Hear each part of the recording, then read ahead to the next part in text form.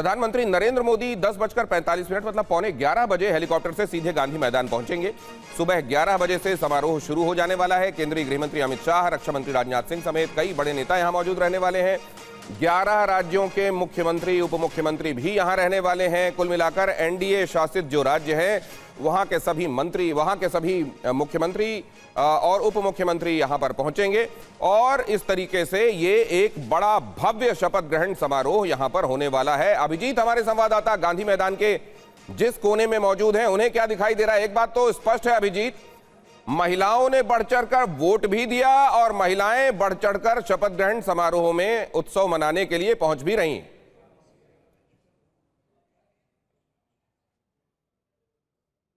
तस्वीरें इस वक्त यहां पर दिखाई दे रही है। मैं पटना के गांधी मैदान के बाहर मौजूद हूं। चारों तरफ की तस्वीरें, सबसे पहले आज ये तस्वीर बहुत महत्वपूर्ण हो जाती है। ये वो गेट है जहां से एंट्री हो।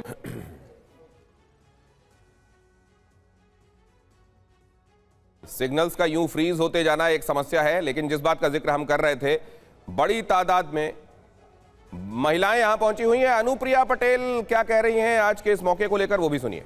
का भी मौका है। बिहार के जनमानस ने हमारे एनडीए गठबंधन पर भरोसा जताते हुए बहुत ही शानदार जीत हमारे हाथों में दी है और ये जीत असल में उनका विश्वास है, उनका भरोसा है।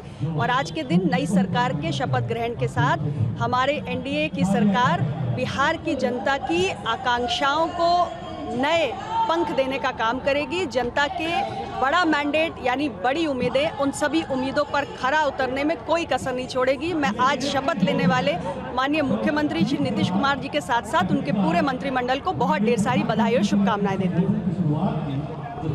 पूरे मंत्रिमंडल को बहुत सारी बधाइयां, शुभकामनाएं। लेकिन एक बात को जिसको अनुप्रिया भी कह रही हैं कि बड़े मैंडेट के साथ बड़ी जिम्मेदारियां आती हैं, इसी बात का जिक्र भी यहां से किया जा रहा था। स्टूडियो से हर्षवर्धन कह रहे थे कि इस बार एस्पिरेशंस बहुत ज्यादा हाई है और ये समझना पड़ेगा किसी एक चेहरे पर आया हुआ वोट नहीं है, ये एस्पिरेशंस के लिए आया हुआ वोट है। और अब इस कार्यकाल के बाद कभी भी वो जो 1990 से लेकर जो 2005 तक का एक वक्त का जंगल राज का और ये तमाम बातें होती थी, अब कभी भी उसकी बात नहीं कर सकेगा। एनडीए को अपने बताए हुए कामों पर ही आगे वोट मांगने पड़ेंगे। अरविंद मोहन जी भी हमारे साथ जुड़ रहे हैं। अरविंद मोहन साहब, किन मायनों में इस बार का शपथ ग्रहण पिछले बाकी शपथ ग्रहणों से अलग दिखाई देता है?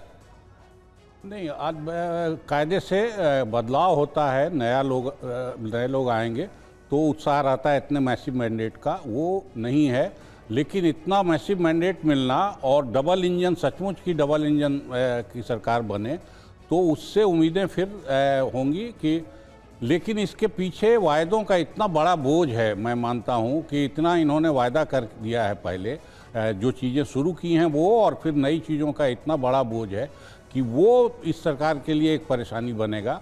नीतीश कुमार के नाम पे वोट आया है, उन पे कोई 20 साल में दाग नहीं लगा, ये सही है।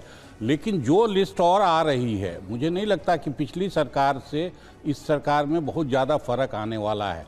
जो भी दागी हैं, जिन पे इतने चुनाव के ठीक पहले सीरियस चार्जेस लगे, फिर वही डिप्टी चीफ मिनिस्टर का नाम चल रहा है, वही मंत्री का नाम चल रहा है। मुझे लगता है कि जब इतने लोग 90% आपके उम्मीदवार जीत के आए हैं, एक एक कम्युनिटी, एक एक जोन से 90%, 95% का रिजल्ट लेके आए हैं, तो आदमी की कमी आपके यहाँ नहीं है। आप क्यों नहीं नए लोगों पे दांव लगाते हैं? इतना मैसिव मैंडेट अगर आपको मिला है तो फिर उन्हीं चेहरों पे, उन्हीं बासी चेहरों पे, उन्हीं दागी चेहरों पे दांव लगाने की क्या जरूरत है? सर, आपको लगता है कि ये दागी वाला मुद्दा चुनाव में उठने के बाद और इतना बड़ा मैंडेट उनको खुद इंडिविजुअल मिलने के बाद, बड़े मार्जिन से उन्होंने चुनाव जीता है, क्या वो बातें अब भी एग्जिस्ट करती हैं या अब उन बातों से आगे बढ़ चुकी है बात? ये मैं आपसे समझूंगा। जयशंकर सर हमारे साथ जुड़े हुए, उनके बाद भी आने वाला हूं, लेकिन पहले एक अपडेट ले लेता हूं। रूपेश के पास चलते हैं। अब रूपेश जुड़ गए हैं सीधे हमारी आउटबाउंड लाइव वैन से, तो अब कहीं कोई समस्या नहीं आने वाली।